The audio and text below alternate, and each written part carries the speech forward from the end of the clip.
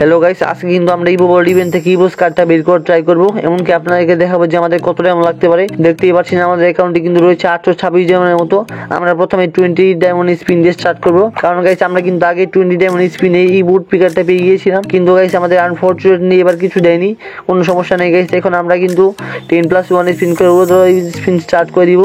আমাদের কাছে রয়েছে কিন্তু গাইস 800 ডায়মন্ড। দেখা যাক এই 4টা স্পিনের মধ্যে আমরা কোনো ইভো 1 পাই কিনা। গাইস আমাদের মনে হয় আমরা কিন্তু এই স্পিনে টি1 পেয়ে গিয়েছি। হ্যাঁ গাইস, আমাদের কিন্তু ইভো এক্সিমিটটা দিয়ে দিয়েছিল, কিন্তু গাইস আমাদের কিন্তু দরকার ছিল ইভোস কার্ডটা।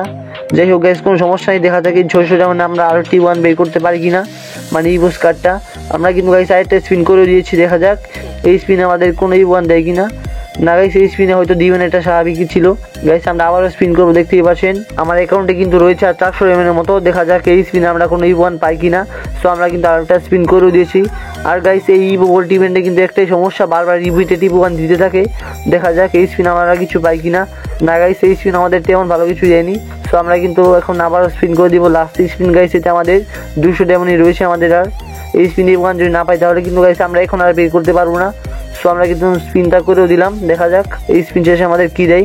গাইস এই স্পিন শেষে কিন্তু আমাদের আবার ইভো থমসনটা দিয়ে দিয়েছে, মানে আবার রিপিটেটিভ 1 দিয়ে দিয়েছে। সো আর কি করার, আমরা কিন্তু আর এখন ইভোস কার্ডটা বের করতে পারবো না। আর আপনারা সবাই ভালো থাকবেন, সুস্থ থাকবেন, টেক কেয়ার, আল্লাহ হাফিজ।